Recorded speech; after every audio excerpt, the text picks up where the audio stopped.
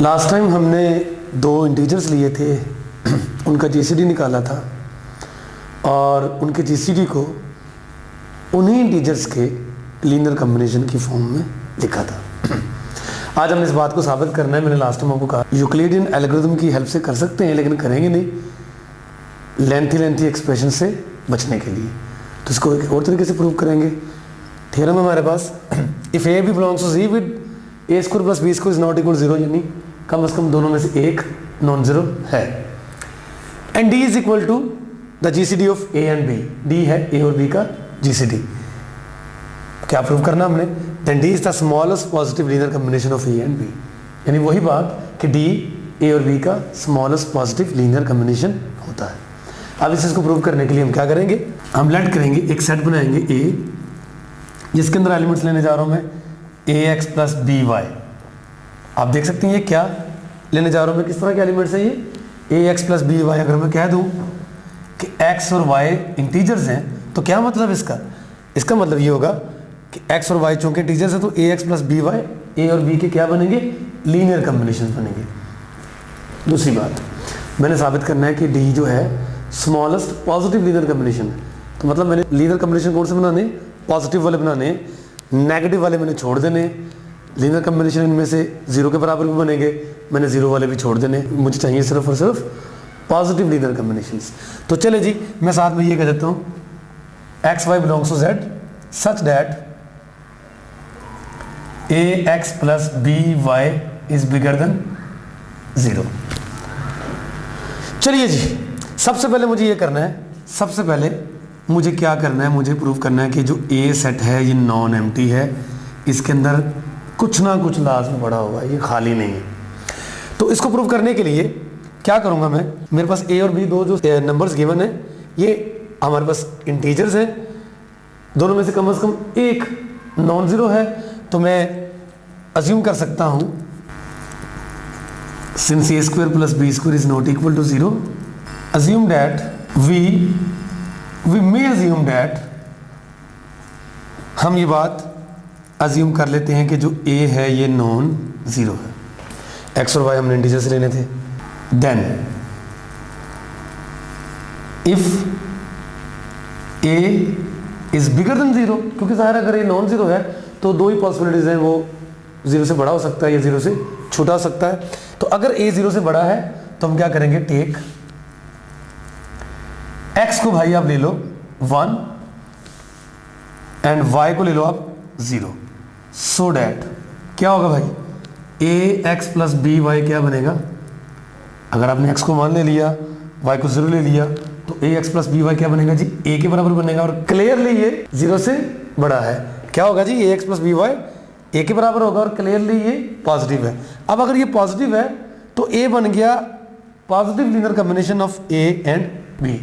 Definitely साबित हो गया कि जो a है सेट a में शामिल है, एंड सो a सेट आपका नॉन एम्प्टी प्रूफ हो गया। अब अगर दूसरा केस करते हैं, हो सकता है भाई ये नेगेटिव होता।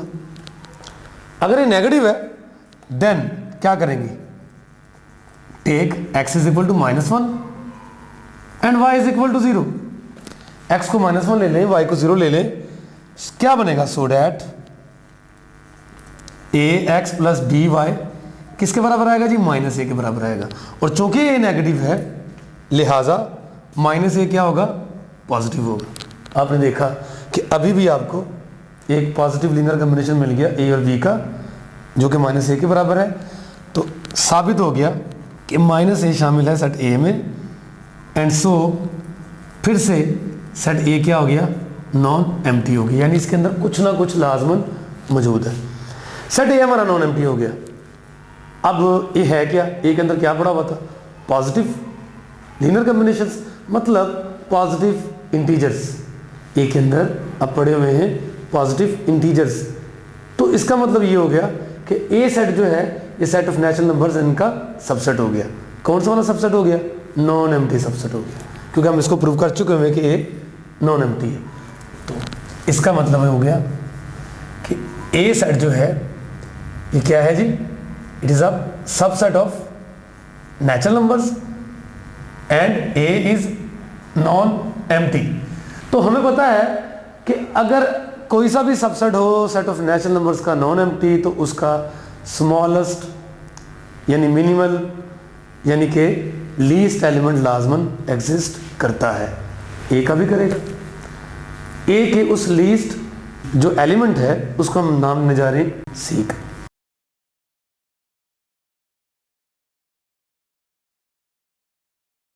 अब अगर सी ए का स्मॉलेस्ट एलिमेंट है तो इसका क्या मतलब है तो सी एलिमेंट ए का ही, और अगर सी ए का एलिमेंट है तो इसका मतलब ये है कि सी पॉजिटिव इंटीजर है और सी ए और बी का लीनियर कॉम्बिनेशन भी है।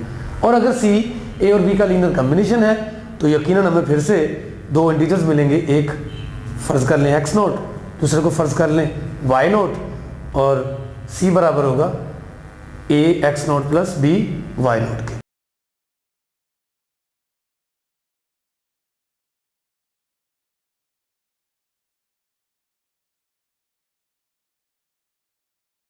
हमने इसी सी को जो कि ए का स्मॉलेस्ट एलिमेंट है प्रूव करना है कि यही एक्चुअली ए और बी का जीसीडी है। यानी कि मैंने ये प्रूव करना है कि D इज इक्वल टू सी, क्योंकि D को कहा गया था कि वो ए और बी का जीसीडी है, तो मैं ये बात क्लेम करने जा रहा हूं। अब D को मैंने C के बराबर प्रूव करना है। अब मेरे पास क्या तरीकाकार है कि मैं D को C के बराबर प्रूव करूंगा? मेरे पास एक तरीकाकार ये है कि मैं अगर प्रूव कर दूं कि D C को भी डिवाइड कर रहा है और C D को भी डिवाइड कर रहा है, तो साबित हो जाएगा कि ये दोनों एक्चुअली सेम है। तो पहले मैं ये साबित करता हूं कि जो D है ये C को डिवाइड कर रहा है। D था क्या? D A और B का GCD था, और GCD की डेफिनेशन पे आते हैं। GCD वो नंबर होता है जो A और B दोनों को डिवाइड करता है। तो चूंकि हमने D को कहा हुआ है कि वो A और B का GCD है, तो D A को भी डिवाइड करेगा और D B को भी डिवाइड करेगा। और हमने ये बात प्रूव की हुई है कि अगर एक नंबर दो नंबरों को डिवाइड करता है तो वो नंबर उन दोनों नंबरों के किसी भी लीनियर कॉम्बिनेशन को डिवाइड करेगा, किसी भी लीनियर कॉम्बिनेशन को। इन पर्टिकुलर इस वक्त जो C है वो भी आप देख सकते हैं कि A और B का एक खास लीनियर कॉम्बिनेशन ही है, लिहाजा D C को भी डिवाइड करेगा। That is D divides C, और मैं इसको स्टेटमेंट 1 का नाम देके छोड़ा। D को मैंने साबित कर दिया कि C को डिवाइड कर रहा है। अब मैं साबित करूंगा कि जो C है वो D को डिवाइड कर रहा है। अब C डायरेक्ट D को कैसे डिवाइड करेगा? इस बात को प्रूव करने के लिए मुझे एक्चुअली क्या प्रूव करना पड़ेगा कि जो C है वो A को भी डिवाइड कर रहा है और C B को भी डिवाइड कर रहा है। अब ये प्रूव करने के लिए मैं क्या करूंगा? मैं C और A पे लगाने जा रहा हूं डिवीजन एल्गोरिथम।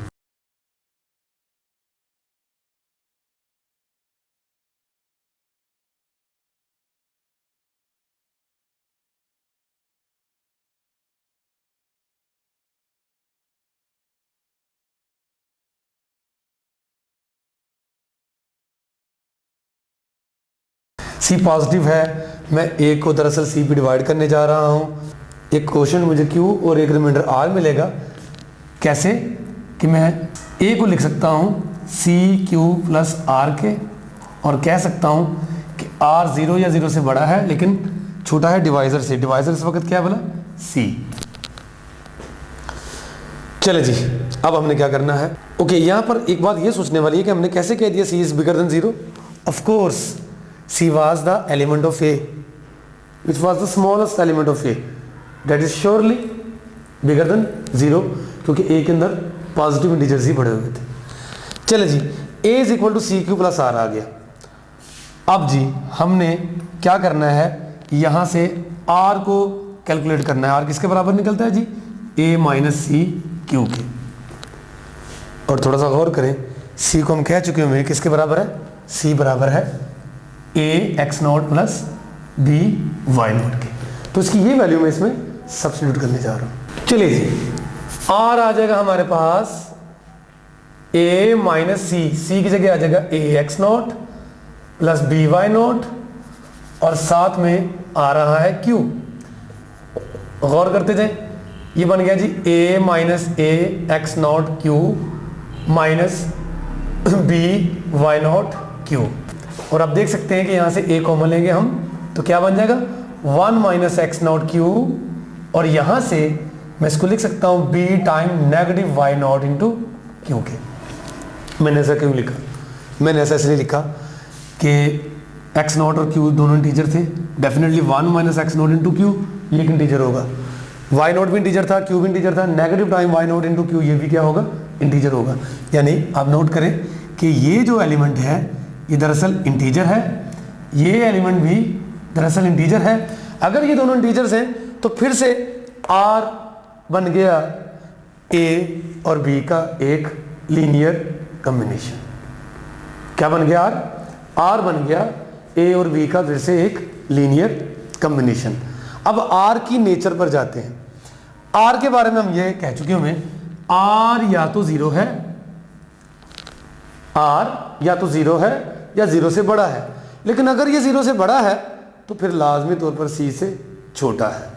तो अब अगर मैं ये कह दूं कि R जीरो से बड़ा है तो फिर लाजमी तौर पर ये किससे छोटा होगा, C से छोटा होगा, और अगर R C से छोटा होगा तो फिर क्या होगा, आप देख सकते हैं R being the linear combination of A and B, अगर तो ये पॉजिटिव हुआ तो फिर ये चला जाएगा किस सेट में, सेट A में चला जाएगा, क्योंकि सेट A के अंदर क्या पड़े हुए थे, पॉजिटिव लीनियर कॉम्बिनेशन ही पड़े हुए थे A और B के। ये भी चूंकि A और B का लीनियर कॉम्बिनेशन है, गो कि अब हमने ये नहीं देखा कि यार ये पॉजिटिव है कि नहीं, लेकिन अगर तो ये पॉजिटिव हुआ तो being the linear combination of A and B ये किस में शामिल होगा जी, सेट A के अंदर शामिल होगा। अगर ये सेट A के अंदर शामिल होगा तो नहीं हो सकता। क्यों नहीं हो सकता? क्योंकि हमने कहा था कि जो C एलिमेंट था सेट A का वो स्मॉलेस्ट था, तो C से छोटा यानी ये R सेट A के अंदर कैसे आ सकता है, तो ये आ जाएगी कंट्राडिक्शन। लिहाजा लाजमी तौर पर R को क्या होना पड़ेगा, जीरो के बराबर। इसी बात को हमने लिखना है, हम लिख सकते हैं यहाँ पर इफ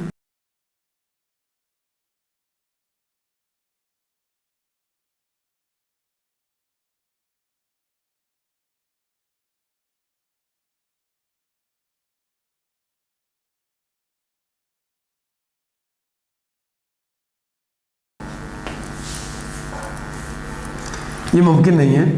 किस बात पे कंट्राडिक्शन आ गई, R C से छोटा है एंड सेट A का जो मिनिमल एलिमेंट था वो C था। लिहाजा क्या होना चाहिए भला, वी मस्ट हैव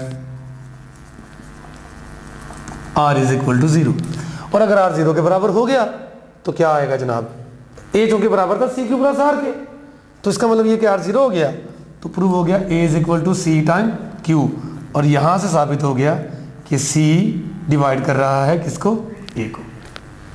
तो बिल्कुल ऐसे ही मैंने जैसे साबित किया कि C A को डिवाइड कर रहा है, इसी तरह B और C पर जब मैं लगाऊंगा डिवीजन एल्गोरिथम तो साबित कर सकूंगा कि C B को भी डिवाइड कर रहा है। सिमिलरली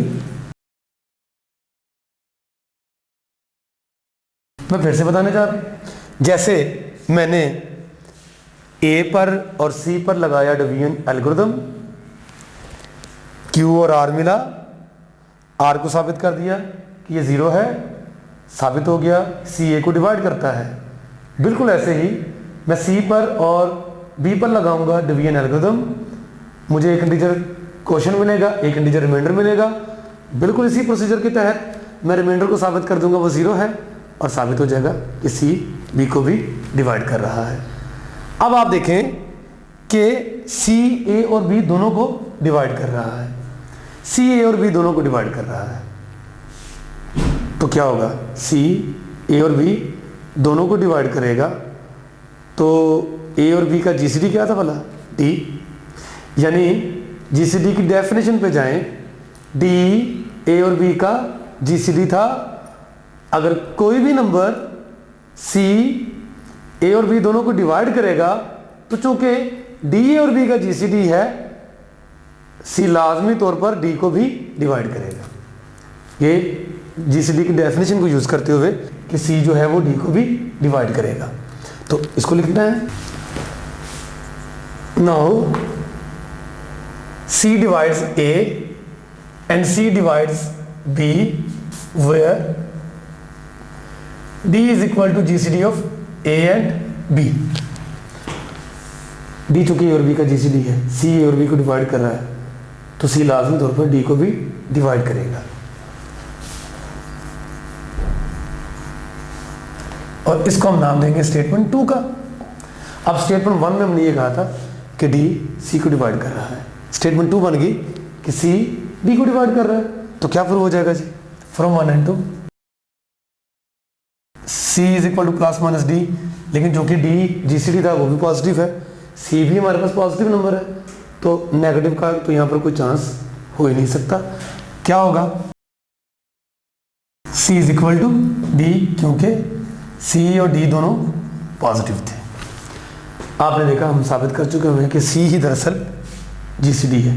तो सी था क्या, C was the smallest positive linear combination of A and B. Smallest क्यों, क्योंकि सी सेट ए के जो एलिमेंट्स थे उनमें से सबसे स्मॉलेस्ट था, और सेट ए के अंदर कौन से एलिमेंट्स पड़े हुए थे, लीनियर कम्बिनेशन पड़े हुए थे। तो क्या प्रूव हो गया, D the GCD of A and B is the smallest positive linear combination of A and B. जी हमने देखा कि अगर ए और बी दोनों में से कम एक नॉन ज़ीरो है, तो उनका जो जीसीडी होगा वो ए और बी के लीनियर कम्बिनेशन के फॉर्म में लिखा जा सकता है। ओके जी, अब जीसीडी को लिखा जा सकता है पॉजिटिव लीनियर कम्बिनेशन की फॉर्म में, बल्कि वो स्मॉलेस्ट पॉजिटिव लीनियर कम्बिनेशन था, हमने ये प्रूव किया था। सवाल ये पैदा होता है कि जिस तरह जीसीडी ए और बी का लीनियर कम्बिनेशन बन सकता है, तो क्या ए और बी का कोई भी लीनियर कम्बिनेशन जो होगा वो जीसीडी होगा? मिसाल के तौर पर हम कहते हैं ए 10 है, बी को 4 लेते हैं।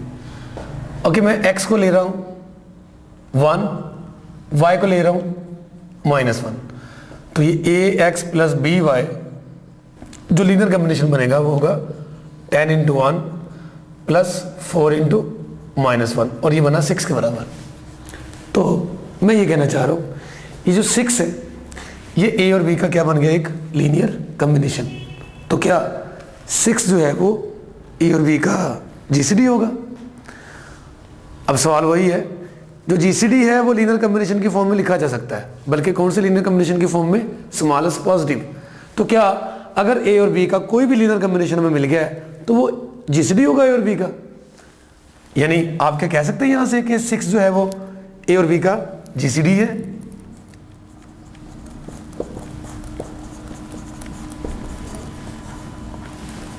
ये क्वेश्चन मार्क है।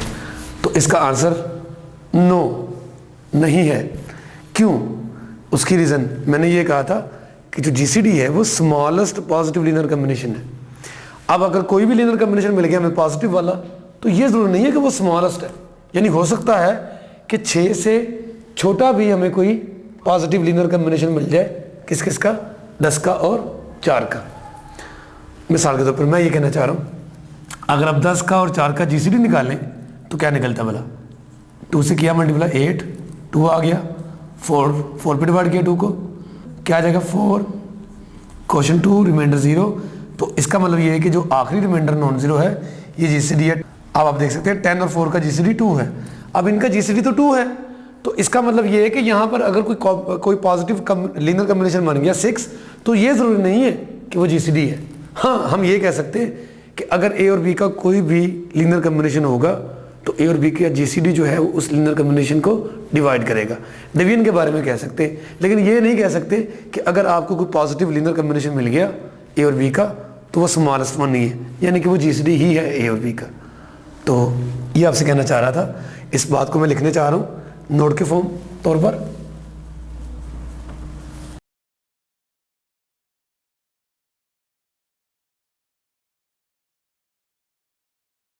ए और बी का जो जीसीडी होगा वो डिवाइड करेगा लाजमी तौर पर किसको, सी को। लेकिन हम ये नहीं कह सकते कि ए और बी का जीसीडी सी ही होगा। सेकंड,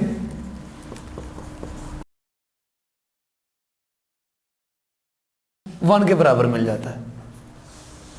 अब बात को गौर से सुनिएगा, अगर आपको एक लीनियर कम्बिनेशन ए और बी का 1 के बराबर मिल गया तो इसका क्या मतलब होगा? ऊपर वाली स्टेटमेंट्स को देखें, फॉलो करें क्या मतलब होगा इसका, ए और बी का जीसीडी जो होगा वो मस्ट डिवाइड करेगा किसको, 1 को। और चूंकि 1 से छोटा कोई पॉजिटिव लीनियर कॉम्बिनेशन होता नहीं, या यूं कह लें कि अगर ए और बी का जीसीडी 1 को डिवाइड करेगा तो फिर ए और बी का जीसीडी किसके बराबर हो सकता है, 1 के बराबर ही हो सकता है। यानी कि आप ये भी कह सकते हैं in this case A and B are relatively prime.